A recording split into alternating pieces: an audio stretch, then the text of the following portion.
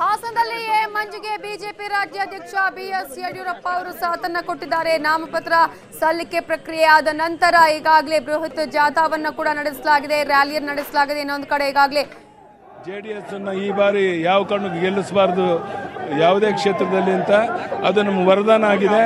JDS Congress ಹೊಂದಾಣಿಕೆ ಅವರಿಬ್ಬರಲ್ಲಿ ಆಗಿರುವಂತಹ ಭಿನ್ನಾಭಿಪ್ರಾಯಗಳು ಅದು ನಮ್ಮ ವರದಾನ ಆಗುತ್ತೆ, ನಾವು ಗೆಲ್ತೇವೆ. ಈಗ ಈಗ ನನ್ನ ಜೊತೆ ಬಿಜೆಪಿ ಅಭ್ಯರ್ಥಿ ಅವ್ರನ್ನ ಈಗ ನಾಮಪತ್ರ ಸಲ್ಲಿಸಿದ್ರೆ ಏನ್ ಹೇಳ್ತೀರಿ ಸರ್? ಏನ್ ಹೇಳ್ತೀವಿ, ಜನ ನೀವೇ ನೋಡ್ತಾ ಇದ್ದೀರಿ. ಯಡಿಯೂರಪ್ಪನವರ ನೇತೃತ್ವದಲ್ಲಿ ನಮ್ಮ ಸಲ್ಲಿಸಿದ್ದೀವಿ. ಇವತ್ತು ಸುಮಾರು 50,000 ಜನರಲ್ಲಿ ಬಂದು ಆಶೀರ್ವಾದ ಮಾಡಿದ್ದಾರೆ. ಯಾವುದೇ ಕಾರಣದಿಂದಲೂ ನಾವು ಸುಮಾರು 2 ಲಕ್ಷದ ಅಂತರದಲ್ಲಿ ಈ ಚುನಾವಣೆಯನ್ನು ನಾವು ಗೆಲ್ತೀವಿ. ಪುಟ್ಟೇಗೌಡರು ಭೇಟಿ ಮಾಡಿದ್ರು, ಪುಟ್ಟೇಗೌಡರು ಬರ್ತಾರ ಅಥವಾ ಯಾರು ಕಾಂಗ್ರೆಸ್ನವರು ಯಾರು ಹೋಗಲ್ಲ. ಅವ್ರ ಮನೆಗೆ ಹೋಗಿರ್ತಕ್ಕಂಥದ್ದು ಅವರ ಮಗನ ಅನುಕೂಲಕ್ಕೆ. ಎಲ್ಲ ನನ್ನ ಜೊತೆ ಆಶೀರ್ವಾದ ಮಾಡಿದ್ರೆ ನಾನು ಅವ್ರ ಜೊತೆ ಮಾತಾಡಿದ್ದೀನಿ. ನನ್ನ ಇಷ್ಟೊಂದು ಜನ ಸೇರಿದ್ರೆ ಇದ್ರ ಬಗ್ಗೆ ಏನ್ ಹೇಳ್ತೀರಿ ಸರ್?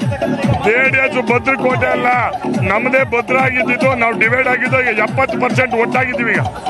ಇದು ಮಂಜು ಮತ್ತು ಮಾಜಿ ಸಿಎಂ ಯಡಿಯೂರಪ್ಪರ ಮಾತು. ಕ್ಯಾಮರಾ ಪರ್ಸನ್ ನಂಬಿಕಾ ಪ್ರಸಾದ್ ಜೊತೆ ಅಶೋಕ್, ನ್ಯೂಸ್ 18 ಕನ್ನಡ, ಹಾಸನ.